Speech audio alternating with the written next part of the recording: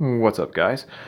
This is a video all about my experience doing keto. I've been on a ketogenic diet for close to a year now, and for me, it's been phenomenal. I've probably lost 60 pounds. It's been the easiest. It's made me feel the best.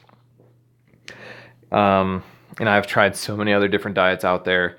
Never really enjoyed any of them, never felt satisfied, never felt good, period, on those diets. So the ketogenic diet is a quite simply low carb, high fat. And for me, what I slowly did in the beginning, before even considering like being on keto technically, was I pretty much slowed down my carb intake and I stopped eating a lot of things that were high in carbs. So it was an easier transition for me and it became much more manageable for me. One of the ways that I did that was I pretty much just had bacon and eggs for breakfast for a while. Like that was one of the easy transition things for me was I just did one meal keto per day. A lot of people talk about that with other diets. I think it's a smart thing to do with any diet. Ease into it. So a lot of people have tremendous, awesome results in just the first 2 weeks because once you start cutting out carbs, then your body can rid itself of excess water weight that it's been carrying. And in the first 2 weeks, people can easily lose 20 pounds. So that can be something that really kickstarts people and gets them going. For me, I did pretty much experience that. It was not hard. I dropped the weight easy. And to this day, I haven't struggled with it per se. Being on a ketogenic diet made me feel good. And there's been, in that year, I've heard so many people that, had negative things to say about it. And those were all people that never tried it. Other than that, I've heard some people in the medical field try and claim things like it just clogs your arteries and stuff. And I think that's just misheld. It's completely misheld belief.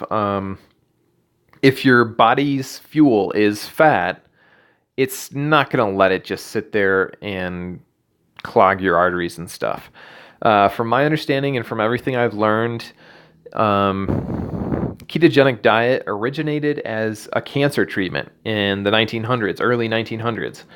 And Dr. Eric Berg is one of my go-to guys. There's a lot of other people out there who have interesting YouTube information on ketogenic diet. But in general, first of all, if by possible ketogenic diet caused me to have a higher risk of heart disease, which I don't believe it does, the thing that I do every day is I take niacin on a regular basis, and that has been shown to be a great thing for clearing your arteries and naturally lowering your cholesterol. Other than that, some people talk about they have a fatty liver, so they have issues. So that's the thing. Getting onto a ketogenic diet with a fatty liver can be difficult, and you might get keto rash and stuff like that. Dr. Eric Berg made a video about this very recently where he says the secret is choline. Increase your choline intake, and that can really help you transition to a ketogenic diet. And your body can actually help reverse a fatty liver on a ketogenic diet. Again, I believe it's because your body will start using the fat that's in any area when you're in ketosis and burning ketones.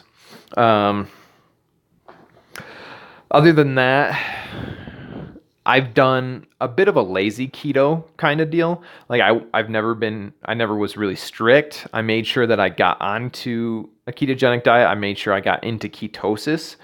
And I used an app called Fat Secret. I could put that in the description for you later. But the Fat Secret app, I was able to go in there and change my settings, set up my macros. And macros are just like the overall percentages of your intake. So typically for ketogenic, you want really high fat, low carbs, or no carbs, and kind of low protein. So the thing is, if you have too much protein, you could start, I believe it's called glucogenesis, and that's when your body converts proteins into sugars. But, from my experience, that happens only sometimes, and it's pretty easy. If you go into glucogenesis, it's pretty easy to get back into ketosis. But however, if you've been in ketosis for a while and then you start pounding carbs, like if you just lose the willpower, you will feel horrible. So it incentivizes me to just stay on a low carb diet where ketogenic is just the best thing. I love it. I've got this experience where there was a party at work. Well, back up. I went to a friend's birthday party, actually, and they had chocolate cake. I love chocolate, and dark chocolate is actually keto. However, this chocolate cake was not keto. So I pretty much ate the whole slice. That was the first time after several months that I had high carbs in one sitting. And I must have had a glandular salivary gland infection because my throat hurt, that area, my salivary glands, my mouth, everything hurt. It was so painful, and I was like, whoa, that was way too many carbs. I shouldn't have done that. And I lived, I learned, and it literally hurt, and I was like sick for a couple of days because of it. After that, I was at work, and there was a work party, and they had another chocolate cake that was sitting there. And I grabbed a plate and a knife, and I cut the cake to cut a small slice.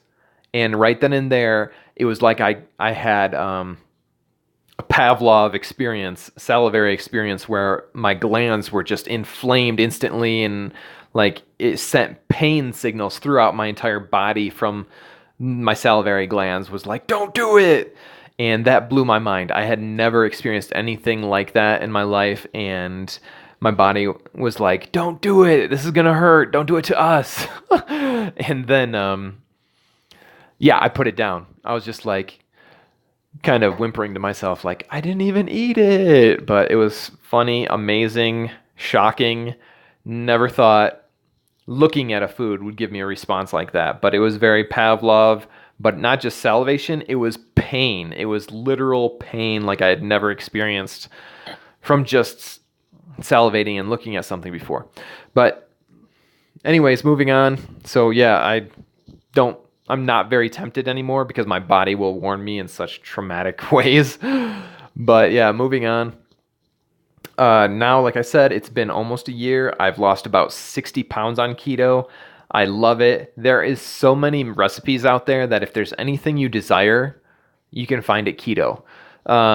Personally, I use a lot of erythritol if I'm going to make a keto dessert, and I love it. I think it's great.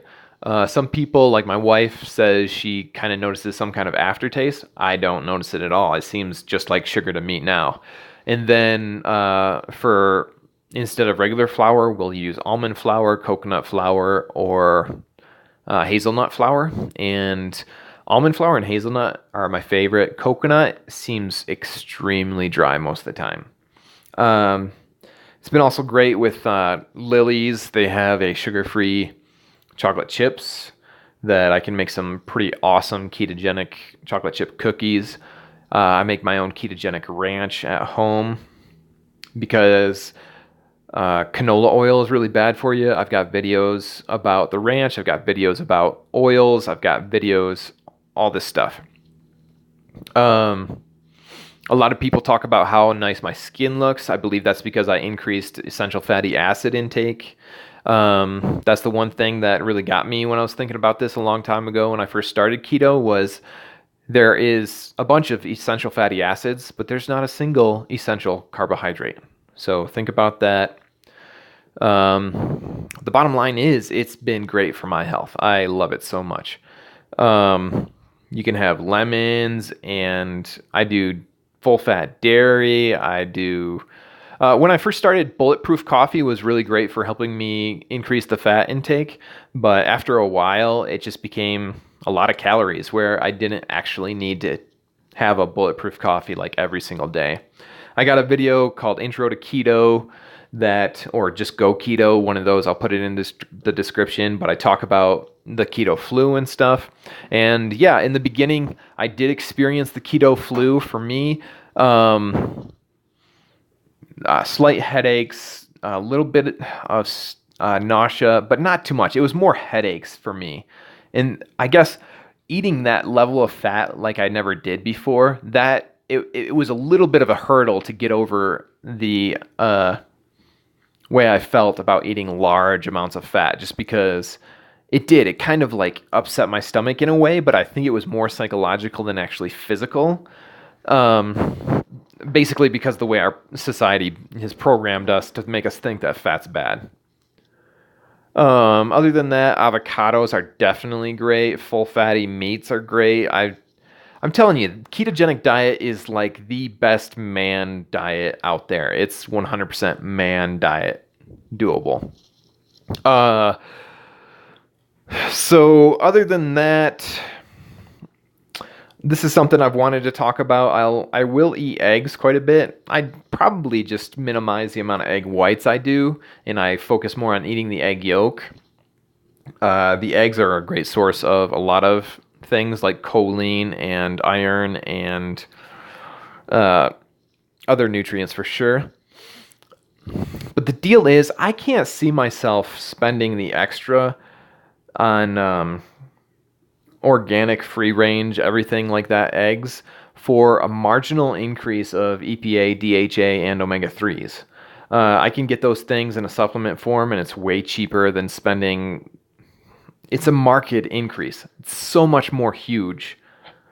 Of course, it would be great to try and make sure that the chickens who are laying the eggs don't consume GMOs and stuff like that. And that's the bottom line. Like, a lot of people should just stay away from GMOs, in my opinion. But hey, you do what you do you. I do eat a lot of nuts.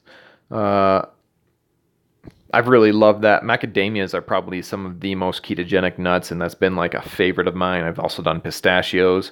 As far as fruits go, I don't really do too many of those. Pears are pretty ketogenic because they're a pretty low glycemic impact, so maybe a little bit of pears. And the same goes for berries. Strawberries are not a true berry. Those are kind of low glycemic, but they get a little bit more higher glycemic than I like personally, so I don't even desire them. That's another thing. My desires for food has totally changed because after I've been on keto for a while, I actually started wanting to consume salads like crazy. So cruciferous vegetables are amazing for keto. Dark chocolate, 85%. I've always loved dark chocolate. So I was like, this is the best diet for me.